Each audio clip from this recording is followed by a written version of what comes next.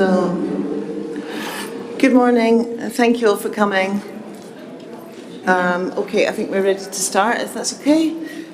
So, how elevating diverse voices and perspectives drive impact in our reporting around human rights and development issues is what we're here to talk about.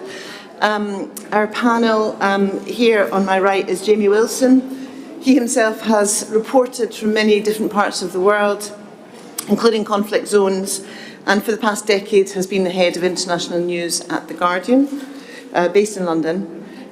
Kenneth Mohammed has lived and worked in the UK, in Africa, and his native Caribbean, working for major corporations, including Microsoft, Coca-Cola, and Trinidad's National Oil Company. He's now moved into academia and journalism, with an interest in corruption and development and how the two are interlinked. Mary Harper is a journalist and author specialising in Africa and is Africa editor for the BBC World Service, as well as the author of 2 books on Africa. And my name is Tracy McVeigh, and I'm the editor of all the foundation and philanthropic funded editorial projects at The Guardian, also based in London. So we're here essentially to discuss what we should be including in our reporting, who we should be including, and how we can best serve our audiences at home and in the places we are reporting from. The developing world is a very complex place, and the Western media, as we are always accused of treating it in a simplistic manner, making it a story of bad people and good people, and not really reflecting those nuances in between, and of perhaps not including as many Indigenous viewpoints as we should. I'd like to make this panel a conversation, so we will try and leave as much time as possible for questions at the end. So we'd really welcome some interaction from you all, please.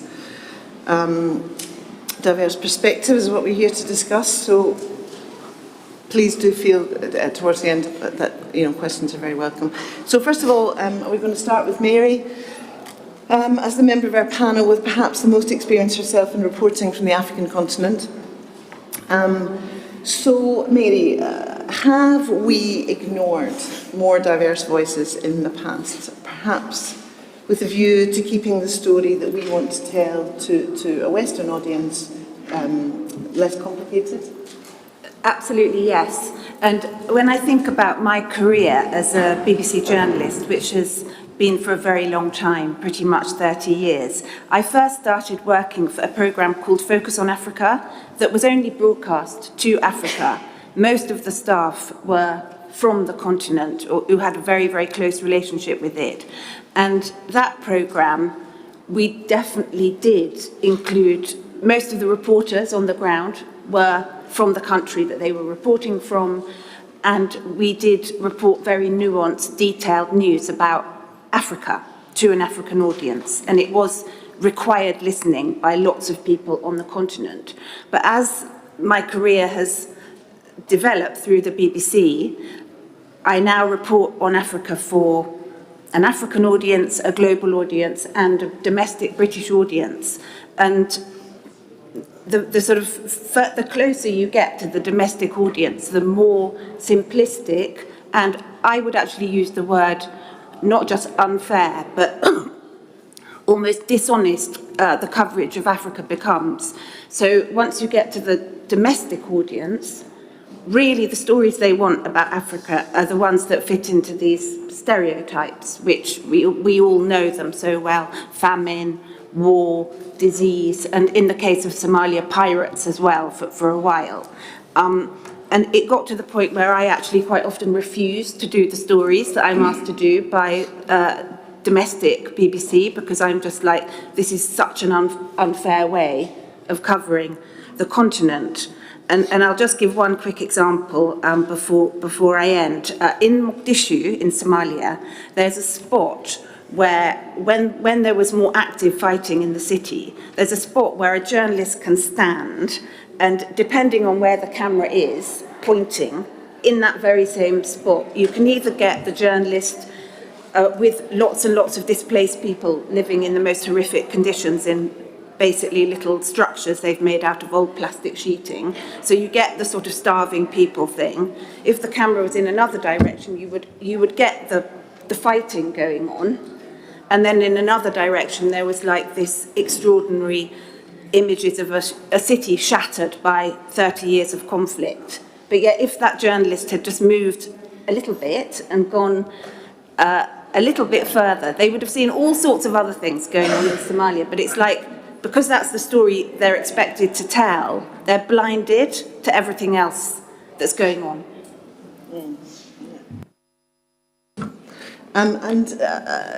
Kenneth, so also lived in Africa, but here really to talk about the Caribbean.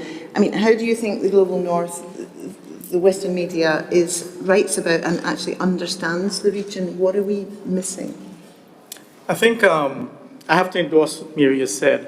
Oftentimes, it's sticking to the stereotype and the dominant narrative. The Caribbean is often seen as a place for a long-haul holiday with fantastic beaches. And the real news stories you will find focus on maybe Haiti, with all the conflict and violence going on there, or focus on Central America, and the politics and the corruption and all that. But there's a lot more to the Caribbean and Africa. For example, drawing links between the Caribbean and Africa is, I think, important when we're reporting. Focusing on commercial and trade activities and some of the wonderful things that's happening in the Caribbean. You don't get that in the news. In fact, the Caribbean is often seen as being inconsequential, not very substantive in terms of news reporting. People want to report on conflict and corruption and these things. But there's a lot to be said, especially recently I wrote an article about the UN's blacklisting of the Caribbean countries, specifically relating to money laundering. And when you think about it, yes, there's drug trafficking coming through Colombia into the Caribbean, and then it goes either in the US or in direction of the UK. Why isn't these North American countries on that list? Especially when we know that places like London is where all the money laundered funds are parked. So I have to agree with that narrative that we need to really look at underreported areas and stop overlooking issues. That in turn will build trust with communities in the Caribbean. I often looked at, when you speak to other people in the Caribbean or in Africa, they cringe at some of the media houses in Europe because they expect to hear that same story being told over and over. So I think we need to be more inclusive and representative of what we're talking about. Thank you. Yeah, I think that sort of cringing from is probably quite familiar to any of us who've done any reporting, especially in Africa, where you speak to local people and they're obviously generally very cross about the way their country is represented abroad. So Jamie, how The Guardian is obviously developed now into a kind of global international media organisation. Are you comfortable that we are currently properly reflecting the perspectives of the Global South? It might be helpful for me just to start a little bit with the sort of Guardian's journey over the last sort of 20 years or so. I first joined the Guardian news desk in 2006, and at that time, I would have said the Guardian was closer to sort of where the Guardian was in 1821 to where it's gone in the 20 years since. At that point, we were a British newspaper, writing entirely for a British audience. There was a website. It was on the 5th floor. Nobody ever went up there. It was there was almost no communication between the paper and the website at that point. And then at this point, we now have 3 global hubs. We have obviously a big newsroom in London, we have a newsroom in New York, and we have a newsroom in Sydney. And we baton pass the news around the world. We have 4 international front pages. There's a UK front page, an Australia front page, a US front page, and an international front page. And the international is the second biggest read of those, of all of those, and that is that's what you get here in Italy, and it's what you get if you're reading The Guardian in Africa, or whether you're reading The Guardian in the Caribbean.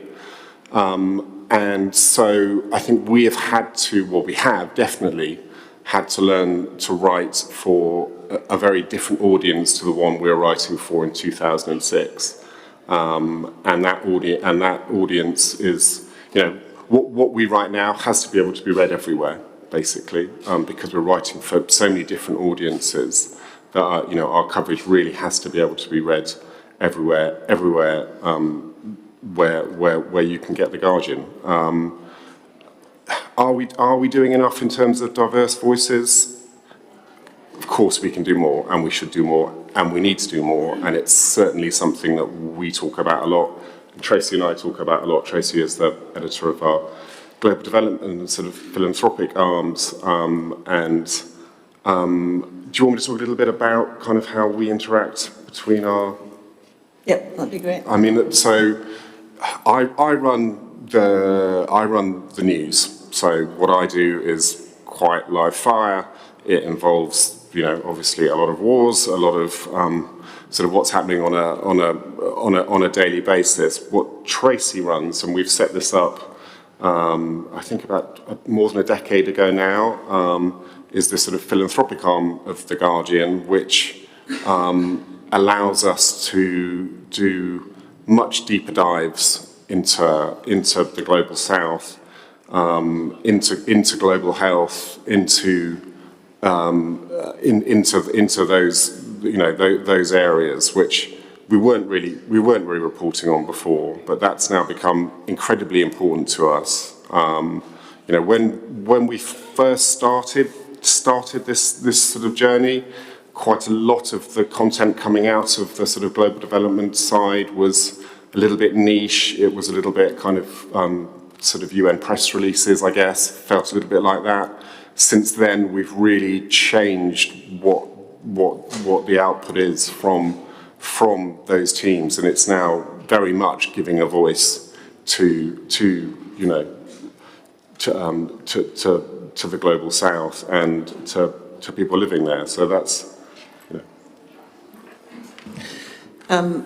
Thank you. I mean, I just add to that as well that a very practical step that I take as an editor is if I get a story or a pitch that arrives on my computer screen and it doesn't have those voices in that story, if I get a story, even if it's a story about a UN report or anything, and it does not have a voice or a quote from an Indigenous person from that country, it goes back to the reporter. It's just as basic as that. So I wonder if, maybe can start with me, if there's, how can we work better? What are the very practical steps that we could do to work better? I think the first thing is to have more respect from people from whatever country you're reporting on, and not assume that their journalism is going to be worse, is going to need lots and lots of work, that they're going to come up with story ideas that nobody in the sort of Western or global audience is going to be interested or understand. And at the moment, I'm working very closely with a new all-women Somali media house that was set up exactly a year ago. And what has been so great about them, because they are telling very, very different stories about their country than what you get from some journalist who's propelled in. And I would say thank you very much to The Guardian in particular, because they publish their stories. And one of Tracy's colleagues, one of the sort of best things I've heard from an editor, what she said, was that when they produce their stories for The Guardian, we're not going to Guardianize their stories and put them through that filter. Whichever way those journalists want to tell the story, of course, the English and the way it's presented has to be perfect, but if they're telling it in a way from a perspective that isn't like your typical Guardian story, that's fine. And I think that is the best way at the moment to have more voices, because they do need to be amplified, and the only way that's going to happen is if they do appear more on these big global news outlets like The Guardian, like the BBC, like the New York Times. And it's unfortunate that those big, powerful media houses are all in the global north, if that's how you want to describe it. But that is the reality right now.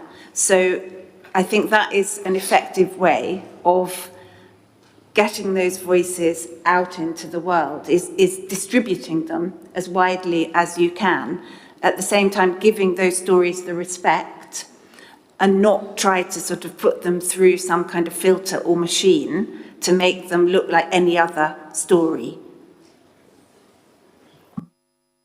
Yeah, and again, just add that that's actually a bit of a challenge for an editor in any media outlet, because you are trusting your audience. You know, you're trusting your audience that you are slightly differing from what can be a quite formulaic way of presenting news. So I wonder, Kenneth, trust in an audience, I mean, why are those connections between North and South and how we report them so important? And how can we gain trust in both sides of the hemispheres, both hemispheres, sorry? Yeah, I think it's important, more important nowadays in this world of misinformation, and especially with AI coming in, that a more balanced and nuanced view of stories coming out of the Caribbean, Africa, Asia is important. I think as well, building trust in the way you report is very important, because historically there's been little trust in the way stories have been reported. You know, so it requires a commitment to listening and understanding and standing in the shoes of those reporters and understanding where they're coming from. There should also be ethical considerations, you know, to be responsible and respectful to the culture you're reporting on. And we've seen many examples of disrespect and kind of irresponsible journalism. I think building relationships of trust. For example, The Guardian recently commissioned historical research into their slavery origins, being funded by slave plantation in the Caribbean, Jamaica, I think it was. And Western media was, you know, took it to task that The Guardian was wrong in doing that, but I think it was extremely courageous to put themselves on the front line to do this, because it built such currency in the Caribbean, such goodwill, that it was being reported as well all over there, but in a favorable stance. And I think I felt it was incredibly courageous for The Guardian to do that. And I think that something like that builds so much trust. Thank you. Jamie, I mean, that's quite nice to hear for us.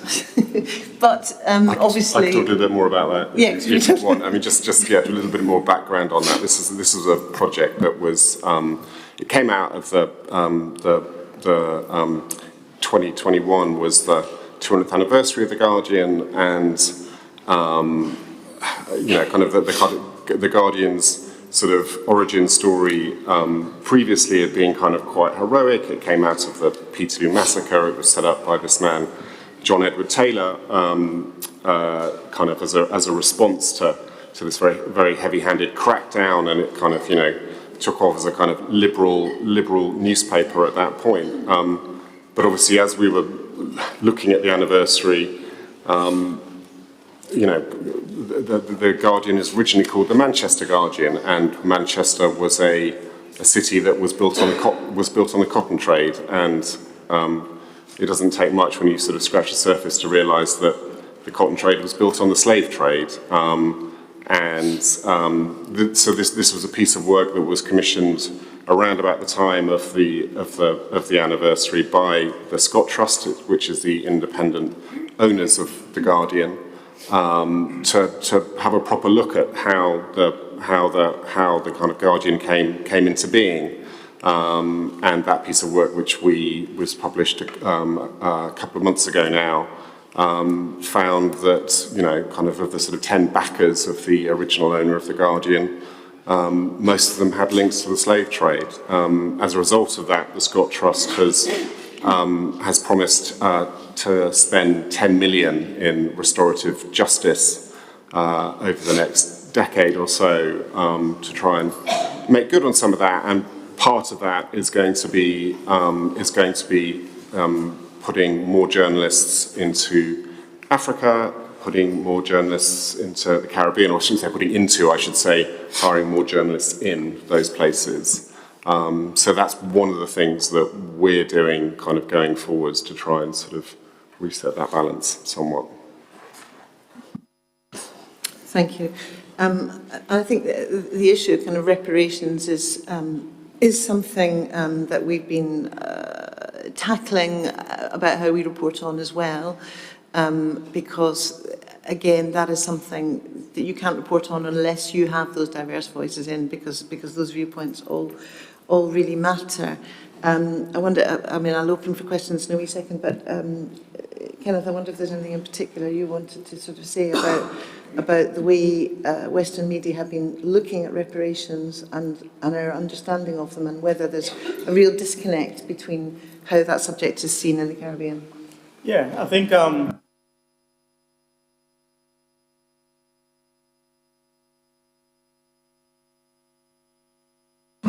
yeah, sorry about that. His recent visit to the Caribbean, I think Prime Minister Holness, he said to him, it's time to move on from having the Queen as the head of state. And I think the irony of that statement was lost on him, because go backwards to when David Cameron visited Jamaica, he said, you know, let's not talk about reparations, let's move on. You know, we're terribly sorry for slavery and all that, but let's move on. So there was a bit of irony in there. Reparations seems to be a dirty word, you know, but what people need to understand is how that generational ladder of wealth has been broken between Africa and the Caribbean. And it's important, I think the Guardian has recognized it, it's important that certain things are done. And it doesn't need, I remember one economist saying it's going to be the biggest transfer of wealth if that ever happens. You know, so what? I mean, it doesn't have to be, you know, it can take many different forms. It can take forms of scholarships, education, healthcare, loads of other ways it can happen. Another argument is that reparations will just be siphoned out through corruption and that kind of stuff. But the important thing is to build those mechanisms into, you know, all of this. So it's not going to happen overnight. But I think that really needs to come out in the open and be discussed with some sort of maturity and trust. Thank you. And Mary, just to quickly touch on the issue of corruption as well, which is obviously a huge issue around the world, not just in Africa, but I think perhaps through the Western kind of media lens, people might be forgiven for thinking that Africa is the only place in the world with any corruption. How do we kind of get that balance right in our reporting? How do we make sure that we are covering corruption, but we are not saying this is all that's happening here? Yeah, that's a great question. And there is a sort of, I suppose, another stereotype and an assumption that all African presidents are very, very corrupt, that they get into power basically for money. And I've certainly seen that is the case, for example, in Angola, where Kenneth has worked. Ministers, because they knew that they'd only have that portfolio for 2 or 3 or 4 years before they were booted out, and they did literally, I've seen it with my own eyes, they just saw it as a way to fill suitcases with money and enrich themselves. That was kind of almost like the primary motivation. So you can't ignore that there are cases like that, but to presume that Africa is more corrupt than anywhere else it's very unfair, because also there hasn't been a huge amount of really, really deep investigations into corruption in Africa. So it's just sort of said like a throwaway comment. And when you speak to people on the continent about what's going on, like, for example, everything that's happened in British politics over the past few years, they're just like, this is much worse than my country. with all the Boris Johnson and Liz Truss and all the nonsense that was going on. And it's like, why do they call what we do corruption, and they use other labels for it when they're talking about people in places like Europe and the US? Because they are essentially doing the same thing, maybe in a slightly different way. Thank you. Yeah, I had a Zimbabwean journalist a few months ago howling with laughter when I tried to talk to him about corruption in his government, when the British government was in disarray. I wonder if anybody would like to ask some questions of anyone in the panel. I think there is a microphone somewhere, I hope. Do you want to just try yelling out? Yeah.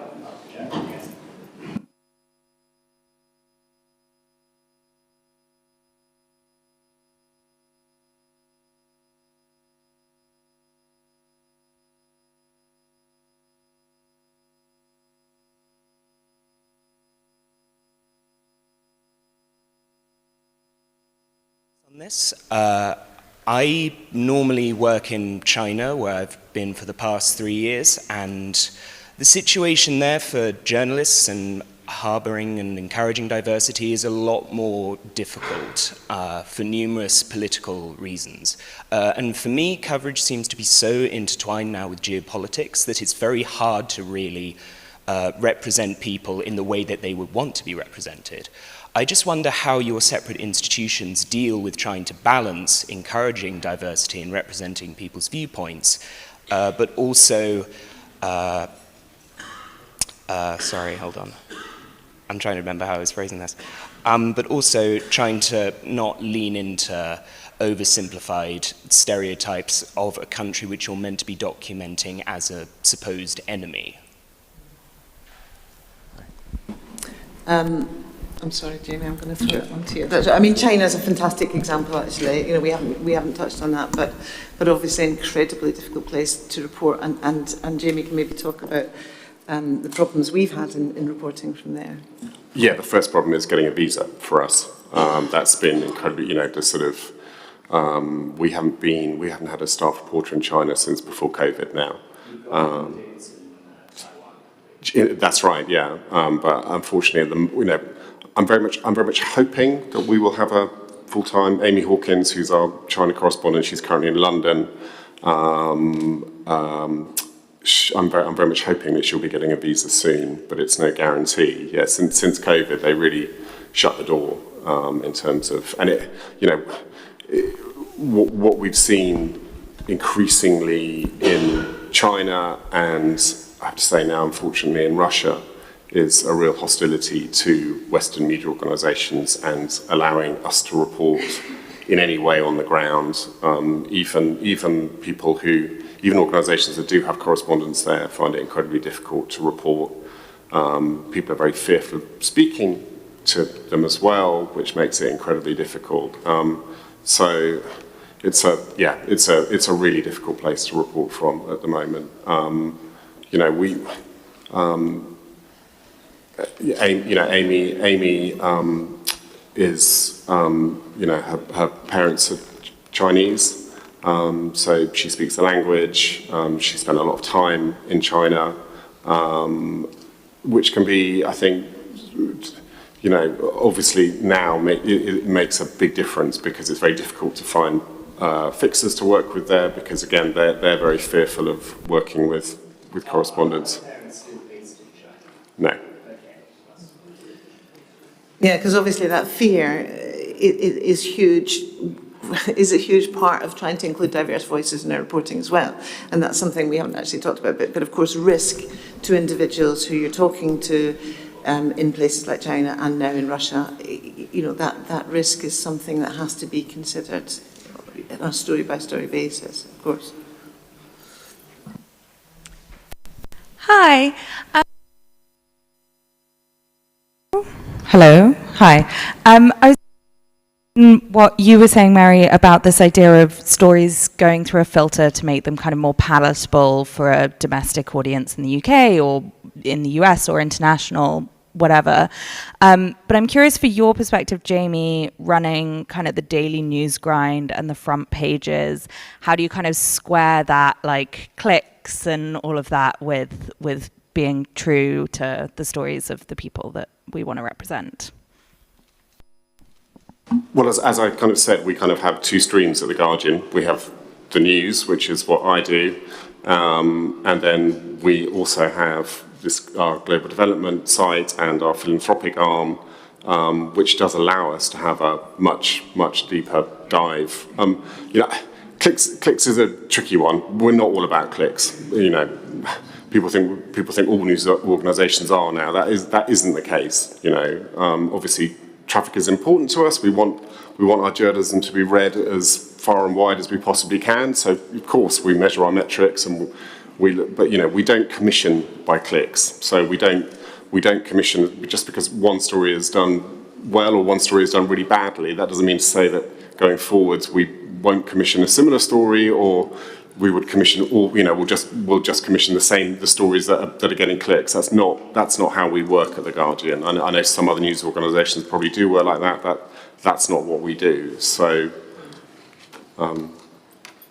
Yeah, and to sort of add to that, I would be surprised if Jamie even knew the traffic on a regular basis on the stories that he's putting out, because in an organisation, and I am going to blow our own trumpet, an organisation at The Guardian, we have journalists who know what an important story is and what a good story is, and the balance of stories that we need to be putting out, because we have to be putting out factual stories, important stories of the day. We also have to be putting out stories that are interesting, that will make people kind of go, oh, the fancy that story, that's important, because that's important to give people a rounded daily read, if you like. But clicks, as a journalist, and I'm sure most of us in this room know as a journalist what is a good story, and your readers will reflect that, and you will get the readership because you've written it well, and you've done your bit, I feel. And Mary, yeah.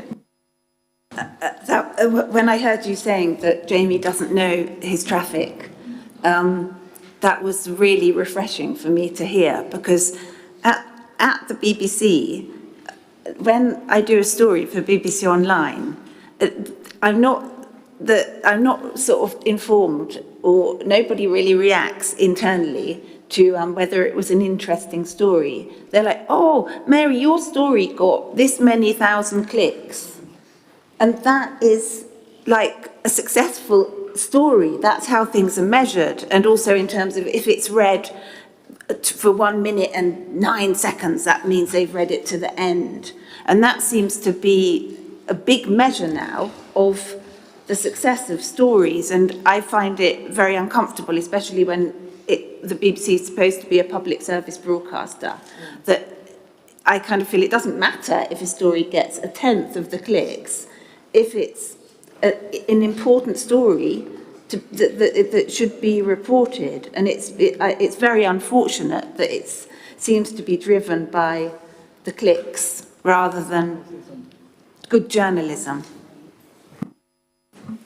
One of the things I think how you measure diverse voices and perspectives and stories is looking at the spread of readership. So stories I've seen people reading in Vanuatu, as far as the Canadian diaspora, probably for the Caribbean, US diaspora. I think that is a good measure to see if diverse stories or voices are getting out there.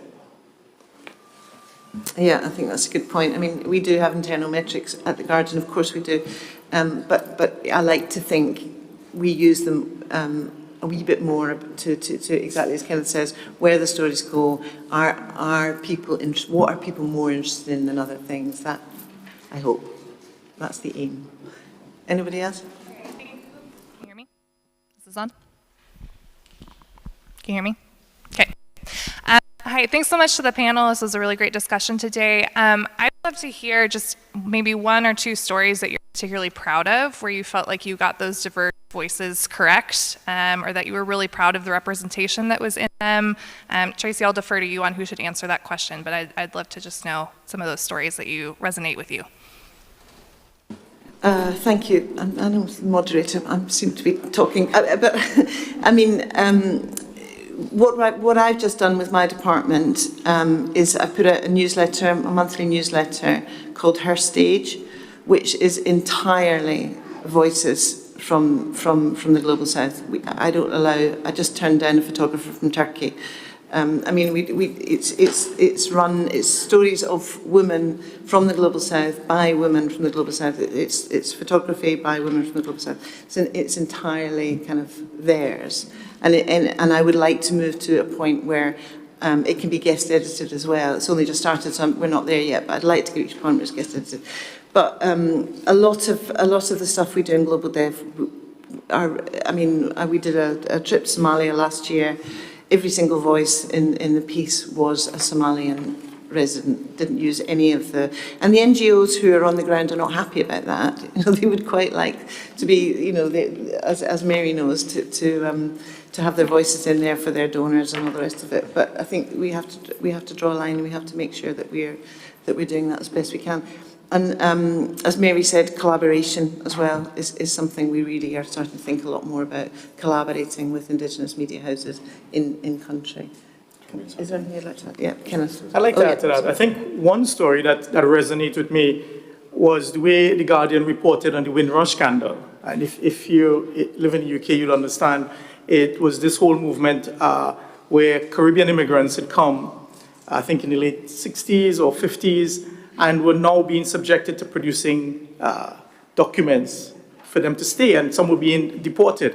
And the way The Guardian handled it by, reporting personal testimonies, activists, and all that, it gave a complete coverage of the issue, which then have led to change. Yeah, I'll mention a couple of things, if you don't mind.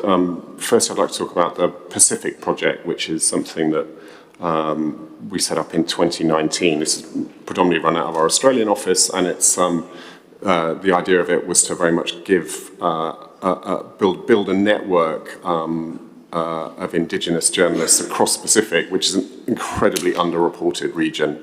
And so, yeah, we now have journalists that are writing for The Guardian from islands right the way across the Pacific, and producing some incredibly interesting journalism, and also some really impactful global journalism, in the sense that China's taking a real interest in the Pacific now, and actually we've got some exclusives on what China's been doing there, which has been great for us in news terms. And then the other thing I wanted just to mention, but Tracy needs to jump back in on this one again as well, is just our Afghanistan reporting, which we through Tracy's team, but working collaboratively with the news team, we had a lot of women writers working for us in Afghanistan and writing for us from Afghanistan, kind of during the time when the Americans and the British were leaving, the Taliban were taking over, and they told incredibly powerful stories, and I don't think we were seeing those anywhere else really. And I think we should, we were very proud to have those stories in The Guardian. Mary, is there anything you'd like to add to that? As an example of giving space to diverse voices, for example, the BBC Africa website, they have something called Letter from Africa. So every week, a journalist from the continent will write kind of whatever they want to write about, and they generally write about things that are unexpected, at least from a Western perspective, they're off agenda, and they're very refreshing. But I do think that you have to be careful, because if you give certain kind of special places for these voices, you are ghettoizing them at the same time, and it should be that as many voices as possible. And I'm not against the idea of having journalists from Western journalists being parachuted in somewhere and telling their version of the story, as long as that's just one bit of the coverage and it's not given any particular privilege. in relation to other voices. The more voices, the better. And one thing, for example, with these Somali women who I'm working with this organisation called Bilan, when we were setting it up, because they're all women, I and they, we had a big discussion about it's not about telling stories about women. If that comes into their coverage, fine, but they're doing news from their country. And what's been interesting, because there was a study done, there's about 900 Somali news websites in existence, and generally they do just focus on politics and the conflict. And these women journalists, they could have done that if they wanted, but interestingly they have only done one story about politics. And when they do stories, because the conflict is very pervasive about the conflict, they tell really different stories than the ones you would get from a sort of journalist, mainstream journalist going in and talking about everybody fighting. Like they've just done one recently about people who recently fled an area of fighting, and they've ended up in a settlement outside Mogadishu, and they went to speak to them about the fighting, but in fact what they came back with was like, these people are so desperate, nobody's helping them, that mothers are now mixing detergent with water and force feeding their babies to make them sick. Then they can take them to a hospital and get like free high protein biscuits and things like that. Those are the things that they noticed. So it's like they had a different perspective. They didn't really speak to the people about their experiences of the fighting. They were like, actually, this is their experience, is that they're also renting out their babies to other women to go into the streets and beg, and then they share the profits. They call it profit sharing scheme. So those are the things that they have decided are the stories of the war. So it's just different, and I think it's just great that they're doing that and that they're able to get these stories now on global media outlets. And I think that's a perfect example of why it's important for all of us, because actually the more elevated these diverse voices are, the better stories we get, the better understanding you get of lives. And you know, it's a perfect example of how the Bilan woman came up with a far better story than I would have done if I was there or any other kind of Western reporter. Does anyone else like to ask another question? Yeah, hi. My name is Peter Young. I'm a freelance reporter, often in the Global South. I guess it's kind of similar themes to what Mary was just touching on then. But actually a question for Jamie, I suppose, as a foreign desk editor. I just wonder, there has been quite a bit of discussion about sort of the death of the foreign correspondent, and when talking about sort of decolonializing journalism, and I'd just be interested to know your thoughts on where the future of that is. And I suppose obviously there's benefits and disadvantages of the model that we have now, and where do you see that going, and what do you think the ideal is? In terms of death of the foreign correspondent, I don't think we're there yet, to be honest. You know, I think, you know, foreign correspondent can still play a really important role, and of explaining the world in a kind of more helicopter view, perhaps, if you want to put it like that, which is, you know, obviously a lot of what our foreign news reporting does. So I think kind of, you know, the ideal for us right now is to have a foreign correspondent. It's one thing we're certainly striving for is more diversity in our foreign correspondents. So that's one thing. But then, you know, making sure that they're working very closely with people on the ground, and then also having, as I said, this kind of second stream where we're commissioning people, you know, from these countries to write for us as well, so that we're kind of getting both perspectives. But I still think, personally, I think there's still a role for the foreign correspondent. Claire Cousins from the Fuller Project. Just a follow-up to that question. As Mary alluded to earlier, I think there's been a lot of talk here and at other journalism conferences about who tells the stories, but the stories are still being overwhelmingly commissioned in the global north. And I speak as a British person living in London and commissioning stories from the global south. I'd be interested in the panelists' views on how we can address that issue, because we all come to it from our, we are not as diverse as we should be, right, as commissioning editors. Absolutely, and I think although essentially we still are working in a global north organisation where we have years of understanding of our readers and skills to curate what our organisation does best. I do think that we mustn't lose sight of that, I guess. Would you agree with that, Jamie? Yeah. Mary, would you like to say anything about that? Yeah, one thing that I've noticed on recent trips to the continent, including one last month to Ethiopia, is that Ethiopia has decided that it's going to launch a sort of multilingual global TV network.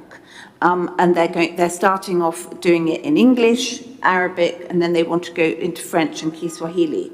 And the current Prime Minister, he's obviously a very controversial figure. There's still basically a big war going on in Ethiopia. But he loves media, so he's poured lots of resources into a huge new media centre, and it's modelled on kind of Al Jazeera style.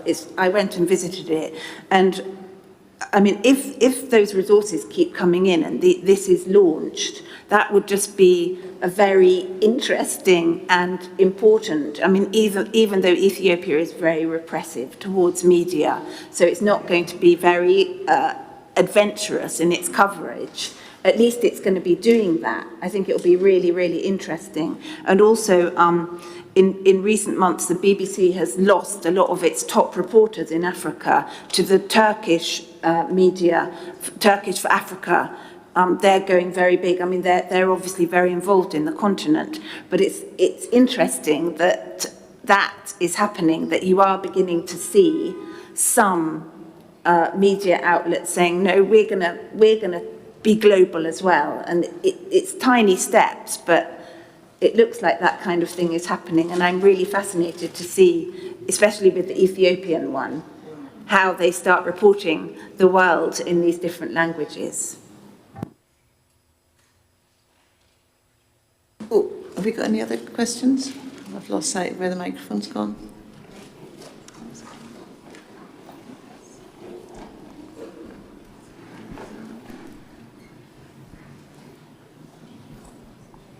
No. Everyone happy? I mean, I'd quite like to ask the audience if anybody thinks we're missing something here. I mean, does anybody think that there's a really clear path to bringing more diverse voices in? Is there something that Western media could be doing that we're all oblivious to? Does anybody have a particular view? Sorry, could be at the microphone.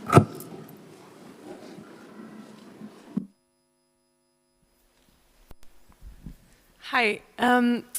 One other question I was just thinking about, because I had this discussion recently in the Netherlands, that there is also not a lot of investment in getting a more diverse trainings as journalists. So what I see in the universities and schools in the Netherlands, it's mostly white. Like, why are we not? What is our responsibility as newsrooms, as journalists, to make sure it changes there too? What is your view on that? I mean, just from a Guardian perspective, we are making an awful lot of effort to try and recruit more diverse staff. Kind of in terms of where we're trying to advertise, the language of our ads as they go out, the kind of way that we try and disseminate them. So, I mean, it is something that we're acutely aware of. We're not there yet, but it's certainly something that we're conscious of and we're trying to do something about. I think what I have noticed is that the level of journalism has sort of deteriorated in the Caribbean and also in certain areas of Africa. And I think it's important to raise that level. One of my suggestions to The Guardian was that in terms of reparations for The Guardian's historic links, is maybe establish a school of journalism, where they can actually learn the trade and without negating the actual voices of locals. I think that'll be a significant project to start looking at. Although, of course, we have to be quite careful not to look like colonials going in once again. Yes, of course. Hello.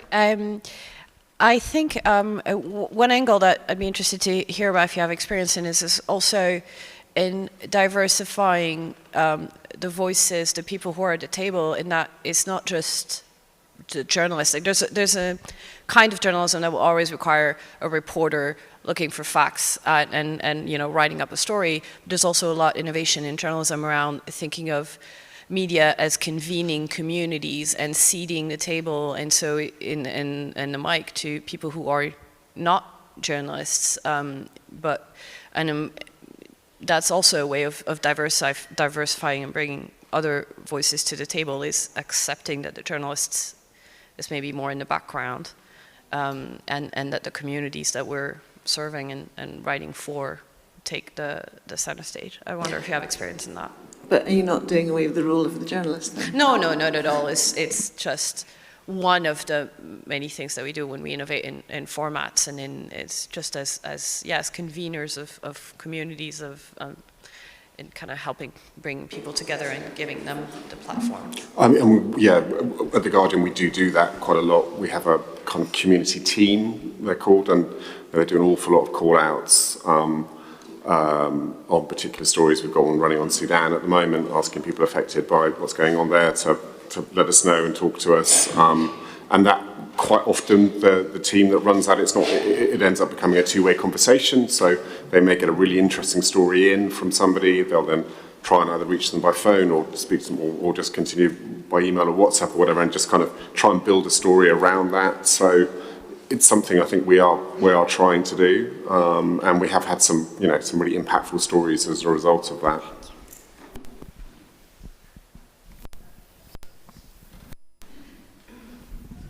Hello. You mentioned briefly at the beginning that we should also have a more nuanced narrative regarding the good people, the bad ones, and I was wondering what you meant regarding this, and what would be an example of a context where it would be beneficial for the impact of the story. In that question, I suppose I just meant an oversimplistic view where you have no nuances. If you look at the war in Ukraine at the moment, I have seen some outlets in the US, for example, Russians are the bad guys, Ukrainians are the good guys, and that's it. And I think you do a disservice to your audience if you don't represent. Ukraine has a lot of problems with corruption, for example. There were tensions there which have gone back decades.